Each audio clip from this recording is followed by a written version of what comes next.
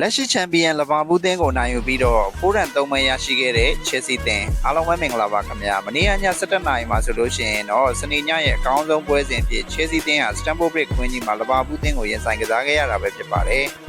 အစတာမောင်းဝီလီယံရဲ့နောက်ကျဂိုးနဲ့အတူလီဗာပူးသင်းကိုနိုင်ရရှိခဲ့တဲ့ပွဲပြီး review လေးကိုကျွန်တော်ဒီဗီဒီယိုမှာသုံးသပ်ပေးသွားမှာပဲဖြစ်ပါတယ်။နေ့ညကပွဲစဉ်မှာဆိုလို့ရှိရင် Chelsea သင်းဟာလီဗာပူးသင်းကိုရင်ဆိုင်ရမယ့် line နဲ့ကိုခုလိုပဲပေါ်ထွက်လာခဲ့တာပဲဖြစ်ပါတယ်။တိုက်စစ်ပိုင်းနေရာမှာဂျာအိုဘတ်တိုကိုထောင်တိုက်စစ်မှုပြီးတက်ကစားလာသေးခဲ့ပြီးတော့တောင်ဝတစ်ဖက်မှာဂါနာချိုနက်တိုလိုတွဲဖက်နဲ့တူတွေ့မြင်ခဲ့ရတာပဲဖြစ်ပါတယ်။အဓိက CV ကစားသမားတွေဒဏ်ရာရရှိနေတဲ့ Chelsea သင်းဟာဆိုလို့ရှိရင်လီဗာပူးသင်းနဲ့ပွဲစဉ်မှာဘာရီယာရှိအချင်ပေါင်တို့တွဲဖက်နဲ့တူပွဲထွက်လာခဲ့ရတာပဲဖြစ်ပါတယ်။လီဗာပူးသင်းဟာဆိုလို့ရှိရင်လည်း Chelsea သင်းနဲ့ပွဲစဉ်မှာအခုလို line နဲ့ပဲပွဲထွက်လာခဲ့တာပဲဖြစ်ပါတယ်။တိုက်စစ်ပိုင်းနေရာမှာ Isak ကိုထောင်တိုက်စစ်မှုပြီးတက်ကစားလာသေးခဲ့ပြီးတော့ Gakpo ဆာလက်တို့တောင်ပန်တစ်ဖက်နဲ့တူပွဲထွက်လာခဲ့တာပဲဖြစ်ပါတယ်။